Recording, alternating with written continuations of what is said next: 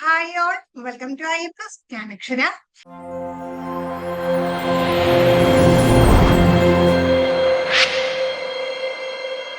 Seated examination ഇങ്ങനെ അടുത്തെത്തി. നമ്മളെ ഏറ്റവും ഇമ്പോർട്ടന്റ് ആയിട്ട് ചൈൽഡ് ഡെവലപ്മെന്റ് പെഡഗോജി ഏരിയയിൽ നിന്നുള്ള ക്വസ്റ്റ്യൻസ് ആണ് ഈ ഒരു സീരീസിലൂടെ ഡിസ്കസ് ചെയ്യുന്നത്. ഓരോ ക്വസ്റ്റ്യൻ ഡിസ്കസ് ചെയ്യുമ്പോഴും അതുമായിട്ട് ബന്ധപ്പെട്ട മറ്റ് പോയിന്റ്സും കൂടെ നമ്മൾ പഠിച്ചു പോകുന്നുണ്ട്. തീർച്ചയായിട്ടും ഇപ്പൊ പേപ്പർ 1-നാണെങ്കിലും പേപ്പർ 2-നാണെങ്കിലും വളരെയധികം ഉപകാരപ്പെടുന്ന ഏരിയാസ് മാത്രമായിരിക്കും നമ്മൾ ഡിസ്കസ് ചെയ്യുന്നത്. അപ്പം നമുക്ക് ചോദ്യത്തിലേക്ക് കടക്കാം. Read the following statements. Assertion, recent question ആണ്. Assertion. Teachers should encourage children to focus on questions such as what is my learning goal and what do I need to do to get there. Reason. When students understand how to self-assess their work performance, they can use this understanding to help themselves learn and progress. Assertion കൊടുത്തേക്കുന്നത് കുട്ടികളെ എന്ത് ചെയ്യണം? Encourage ചെയ്യണം. What is my learning goal, എന്റെ learning goal എന്താണ്, അവിടെ എത്തിച്ചേരാൻ ഞാൻ എന്തൊക്കെ ചെയ്യണം, ഇത്തരത്തിലുള്ള ചോദ്യങ്ങളിൽ ഫോക്കസ് ചെയ്യുന്ന തരത്തില് കുട്ടികളെ എൻകറേജ് ചെയ്യണം. റീസൺ കൊടുത്തേക്കുന്നത് എന്താണ്? when students understand how to self-assess their work performance, അവരുടെ സ്വന്തം പെർഫോമൻസ് എങ്ങനെ അസസ് ചെയ്യണം എന്ന് മനസ്സിലാക്കുന്ന തലത്തിൽ കുട്ടികൾ എത്തുമ്പോൾ അവർക്ക് എന്ത് ചെയ്യാൻ പറ്റും? ഈ ഒരു അണ്ടർസ്റ്റാൻഡിങ് വെച്ച് സ്വയം പഠിക്കാനും പ്രോഗ്രസ് നേടാനും സാധിക്കും. നമുക്ക് തന്നേക്കുന്ന ഓപ്ഷൻസ് നോക്കാം. both A and R are true but R is not the correct explanation of A. E is true but R is false. Both A and R are false. Both A and R are true. R is the correct explanation of A. അപ്പൊ നമുക്ക് എന്താ answer വരിക? രണ്ട് കാര്യങ്ങളും correct ആയിരുന്നു അല്ലേ? കാര്യം എന്താ? അവിടെ നമുക്ക് മനസ്സിലാക്കാൻ കഴിയുമല്ലേ കുട്ടികൾ സ്വയം കാര്യങ്ങൾ മനസ്സിലാക്കി പഠിക്കുന്നു. അപ്പൊ അത് അവരുടെ ഒരു പഠനം അവർക്ക് തന്നെ ഒന്ന് സെൽഫായിട്ട് ഇൻഡിപെൻഡന്റ് ആയിട്ട് റെഗുലേറ്റ് ചെയ്ത് കൊണ്ടുപോകാൻ, അവരുടെ ചിന്തകളെ കുറിച്ച് ചിന്തിക്കാനും ടെക്നീഷ്യനെ കുറിച്ചും ഒക്കെ എന്താണ് ബേസ് ചെയ്തിട്ടാണ്. This is based on self-regulated learning and metacognition. Self-assessment helps learners monitor progress and achieve learning goals. Self-assessment എന്തിനു സഹായിക്കും? ആ ലേണേഴ്സിന് അവരുടെ പ്രോഗ്രസ് മോണിറ്റർ ചെയ്യാനും ലേണിംഗ് ഗോൾസ് അച്ചീവ് ചെയ്യാനായിട്ട് സഹായിക്കും. രണ്ടാമത്തെ ചോദ്യം, in guided discovery approach of learning. Guided discovery approach of ലേണിംഗിൽ ഇങ്ങനെയാണ്: no prior planning of previous knowledge is required. Opportunities are provided to learners to construct knowledge for themselves. Teacher acts as a dictator and learners act as listeners. Learners are left on their own without any kind of intervention by teacher. Guided discovery of approach of learning ഇങ്ങനെയാണ് പഠനം നടത്തേണ്ടത്. Prayer planning ഒന്നും ഇല്ലാതെ, previous knowledge prayer പ്ലാനിങ്ങോ previous നോളജോ ആവശ്യമില്ലാതെ, പിന്നെ എന്താണ് കുട്ടികൾക്ക് construct ചെയ്യാനായിട്ട് നോളജ് കൺസ്ട്രക്ട് ചെയ്യാനായിട്ടുള്ള ഓപ്പർച്യൂണിറ്റി കൊടുത്തുകൊണ്ട് ടീച്ചറെ കാര്യങ്ങൾ എന്താണ് ഇങ്ങനെ പറഞ്ഞു കൊടുത്തുകൊണ്ടിരിക്കും, ലേണേഴ്സ് കേട്ടുകൊണ്ടേയിരിക്കും. അടുത്തത് ലേണേഴ്സ് എന്താണ് R left on their own. പിന്നെന്താണ് ടീച്ചർ ഒരു രീതിയിലും അവരെ കാര്യത്തിൽ ഇടപെടാതെ എന്ത് ചെയ്യുന്നു? ഈ കുട്ടികൾ തന്നെ കാര്യങ്ങൾ അവരുടെ രീതിയിൽ ചെയ്തു പോകുന്നു. അപ്പൊ എന്താ നമുക്ക് ഗൈഡഡ് ഡിസ്കവറി അപ്രോച്ചിൽ വരുന്ന ഗൈഡഡ് ഡിസ്കവറി എന്ന് പറയുമ്പോൾ തീർച്ചയായിട്ടും ഒരു ഗൈഡൻസ് വരുന്നുണ്ട്. അപ്പൊ തന്നെ നമുക്ക് മനസ്സിലാക്കാൻ എന്താണ്? Opportunities are provided to learners to construct knowledge for themselves. അപ്പം കുട്ടികൾക്ക് സ്വയം അറിവ് നിർമ്മിക്കാൻ വേണ്ടിയുള്ള അവസരങ്ങൾ അത് ടീച്ചേഴ്സ് എന്ത് ചെയ്യുന്നു? ഗൈഡ് ചെയ്ത് കൊടുക്കുന്നു. ഗൈഡഡ് ഡിസ്കവറിയിൽ എന്ത് ചെയ്യുന്നുണ്ട്? ഗൈഡ് ചെയ്ത് കൊടുക്കുന്നുണ്ട്. Opportunities are provided to learners to construct knowledge for themselves. Guided discovery teacher എന്താ ചെയ്യുക? ടീച്ചർ പ്രൊവൈഡ്സ് ഗൈഡൻസ്, കുട്ടികൾക്ക് ആവശ്യമുള്ള മാർഗനിർദ്ദേശങ്ങൾ നൽകുന്നു. Learners actively discover concept. Learners എന്ത് ചെയ്യുന്നുണ്ട്? കൺസെപ്റ്റുകൾ ആക്റ്റീവായിട്ട് ഡിസ്കവർ ചെയ്യുന്നു. ഇത് എന്തിനെ ബേസ് ചെയ്താണെന്ന് പറഞ്ഞു കഴിഞ്ഞാൽ നമ്മൾ ജെറോമിക് ബ്രൂണറിനെ പഠിച്ചല്ലോ. അപ്പൊ അദ്ദേഹത്തിന്റെ കൺസ്ട്രക്റ്റിവിസ്റ്റ് തിയറിയിൽ വരുന്നതാണ് എന്താ ഇത്തരത്തിലുള്ള ഒരു ഗൈഡഡ് ഡിസ്കവറി ലേണിംഗ് ഒക്കെ നമ്മൾ പഠിച്ചിട്ടുള്ളതാണ്.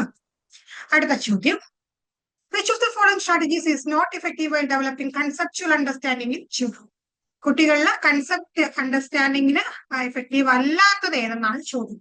Presenting non-examples to show what the concept is not. Asking students to generate their own examples. Asking students to memorize the definition as it is. Presenting a wide range of examples in diverse contexts. അപ്പൊ എന്തൊക്കെയാണ് തന്നേക്കുന്നത്? കുട്ടികൾ മുമ്പ് non example, ഒരു concept പറഞ്ഞിട്ട് അതിനോട്ട് ചേർന്ന് വരാത്ത examples പറയാം. കുട്ടികളെ സ്വയം എക്സാമ്പിൾസ് ക്രിയേറ്റ് ചെയ്യാൻ പറയാം. മെമ്മറൈസ് ചെയ്യാൻ, കാണാപ്പാഠം പഠിച്ച ഡെഫിനിഷൻ അതുപോലെ കാണാപ്പാഠം പഠിക്കാൻ പറയാം. അല്ലെങ്കിൽ പല കോണ്ടെക്സ്റ്റുകളിൽ പല തരത്തിലുള്ള എക്സാമ്പിൾസ് നൽകാം. ഇഫക്റ്റീവ് അല്ലാത്തത് ഏതാണ് നമുക്ക് ഓൾറെഡി അറിയാമല്ലേ, കാണാതെ പഠിക്കുക, മെമ്മറൈസ് ചെയ്യുക, അങ്ങനെയുള്ള ഒരു രീതി ഒരിക്കലും നമ്മുടെ പുതിയ പഠന രീതിയിൽ ഇല്ലല്ലേ. Ask students to memorise the definition as it is എന്ന് പറയുന്ന ഒരിക്കലും എന്താണ് കൺസെപ്റ്റ് മനസ്സിലാക്കാൻ കുട്ടിയെ സഹായിക്കില്ല. വെറുതെ ഡെഫിനിഷൻ കാണാതെ പഠിച്ചെന്ന് പറഞ്ഞ കുട്ടിക്ക് എന്തെങ്കിലും കൺസെപ്റ്റ് മനസ്സിലാവോ? ഒരിക്കലും ഇല്ല. കൺസെപ്ച്വൽ അണ്ടർസ്റ്റാൻഡിംഗ് ഡെവലപ്സ് ത്രൂ എങ്ങനെയാണ് കൺസെപ്ച്വൽ അണ്ടർസ്റ്റാൻഡിംഗ് ഉണ്ടായി വരുന്നത്? Examples and non examples. എക്സാമ്പിൾസിലൂടെ നോൺ എക്സാമ്പിൾസും വരും. ഇപ്പൊ നമ്മളൊരു കാര്യം പഠിപ്പിക്കുന്നു, ഇപ്പം പ്ലാന്റ്സിനെ കുറിച്ച് പഠിപ്പിക്കുന്നു, അപ്പൊ പ്ലാന്റ്സിന്റെ എക്സാമ്പിൾസ് പറയുന്നു, പ്ലാന്റ്സിന്റെ എക്സാമ്പിൾസ് അല്ലാത്തതും പറയുന്നു. അപ്പൊ എന്താണ് കുട്ടിയെ കുറച്ചും കൂടെ കൺസെപ്റ്റ് മനസ്സിലാവുകയല്ലേ ചെയ്യുന്നത്. അപ്പൊ examples and non examples. then എന്ത് ചെയ്യുന്നു? ആപ്ലിക്കേഷനിലൂടെ ഡിസ്കഷനിലൂടെ ഒക്കെ എന്ത് ചെയ്യും? കൺസെപ്ച്വൽ അണ്ടർസ്റ്റാൻഡിംഗ് വർദ്ധിക്കും. അല്ലാതെ rote memorisation does not build conceptual understanding. കാണാപ്പാഠം പഠിക്കുന്ന ഒരിക്കലും എന്താണ് കൺസെപ്ച്വൽ അണ്ടർസ്റ്റാൻഡിങ്ങിനെ വളർത്തിക്കൊണ്ടുവരില്ല. അടുത്ത ചോദ്യം, an active middle school classroom should be founded on the theoretical principle. Active ആയിട്ടുള്ള മിഡിൽ സ്കൂൾ ക്ലാസ് റൂം ഏത് തിയറി ബേസ് ചെയ്തായിരിക്കണം? Psycho dynamism, social constructivism, psycho analysis, behaviourism. അപ്പൊ നമ്മുടെ പുതിയ പഠന രീതി അനുസരിച്ച് എന്തിനെ ബേസ് ചെയ്തുകൊണ്ടായിരിക്കണം നമ്മുടെ ക്ലാസ് റൂമുകൾ? തീർച്ചയായും സോഷ്യൽ കൺസ്ട്രക്റ്റീവിസത്തിനെ ബേസ് ചെയ്തുകൊണ്ട് ആയിരിക്കണം. അപ്പൊ സോഷ്യൽ കൺസ്ട്രക്റ്റീവിസം എന്ന് പറയുമ്പോൾ തന്നെ നമുക്കറിയാം അവിടെ എന്താണ് ആ ഒരു അറിവ് നിർമ്മാണം ഉണ്ടാവണം. എങ്ങനെയായിരിക്കും കുട്ടി അറിവ് നിർമ്മിക്കുക? സമൂഹവുമായി ഇടപഴകിക്കൊണ്ട്. മിഡിൽ സ്കൂൾ ക്ലാസ് റൂം ആകുമ്പോഴത്തേക്ക് കുട്ടികൾ മറ്റുള്ളവരുമായിട്ടൊക്കെ ഇടപഴകി ഒക്കെ ഒന്ന് ശീലിക്കുന്ന സമയമാണല്ലോ. അപ്പൊ അവിടെ എന്ത് ചെയ്യുന്നു? അത്തരം ഇടപഴകലുകളിലൂടെ, ഭാഷണങ്ങളിലൂടെ ഒക്കെ എന്ത് ചെയ്യുന്നു? കുട്ടി അറിവ് നിർമ്മിക്കുന്നു. അപ്പൊ ആ ഒരു തിയറിയെ ബേസ് ചെയ്തുകൊണ്ടായിരിക്കണം active middle school class room found ചെയ്യേണ്ടത്. അടുത്ത ചോദ്യം അസേർഷൻ റീസൺ ആണ്. Assertion. Empathy depends on the ability to understand that others have feelings and judge their feelings. Reason, emotions and cognition are not related to each other. Assertion പറഞ്ഞേക്കുന്ന എന്താണ്? എമ്പതി എന്ന് വെച്ച് കഴിഞ്ഞാൽ മറ്റുള്ളവരുടെ ഫീലിങ്സ് എങ്ങനെയാണ് എന്ന് മനസ്സിലാക്കാനുള്ള ഒരു എബിലിറ്റിയാണ്. റീസൺ കൊടുത്തേക്കുന്നത് ഇമോഷനും കോഗ്നീഷനും തമ്മിൽ ബന്ധമൊന്നുമില്ല. ഓപ്ഷൻസ് നോക്കാം. both A and R are true but R is not the correct explanation of A. A is true but R is false. both A and R are false. both A and R are true and R is the correct explanation of A. നമുക്ക് എങ്ങനെ answer വരിക? A is true but R is false. A ശരിയായിരുന്നു അല്ലേ?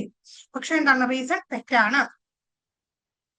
അവിടെ നമുക്ക് മനസ്സിലാക്കാൻ കഴിയും എങ്ങനെയാണ്? ഇവിടെ എമ്പതി എന്ന് പറയുമ്പോഴത്തേക്ക് നമുക്ക് മനസ്സിലാക്കാൻ കഴിയും എപ്പോഴും എങ്ങനെയാ? അവിടെ നമുക്ക് മറ്റുള്ളവരുടെ ഫീലിങ്സ് നമുക്ക് മനസ്സിലാക്കാനായിട്ട് സാധിക്കും അല്ലേ?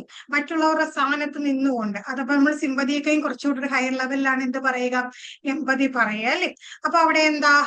മറ്റുള്ളവരുടെ പ്രശ്നങ്ങൾ മനസ്സിലാക്കാൻ, അവർക്കും ഫീലിങ്സ് ഉണ്ട് എന്ന് മനസ്സിലാക്കാനായിട്ട് സാധിക്കും. പക്ഷെ ഇമോഷനും കോഗ്നീഷനും തമ്മിൽ ബന്ധമില്ല എന്ന് പറഞ്ഞാലോ? ഒരിക്കലും അല്ലല്ലേ. ഇമോഷനും കോഗ്നീഷനും എന്താണ്? ഇന്റർറിലേറ്റഡ് ആണ്. നമ്മുടെ വികാരങ്ങളും നമ്മുടെ ഇമോഷൻസും അതോടൊപ്പം നമ്മുടെ ആ ഒരു ചിന്ത, ബുദ്ധി എന്ന് പറയുന്ന സംഗതിയും തമ്മിൽ എന്താണ്? കണക്ഷൻ ഉണ്ട്.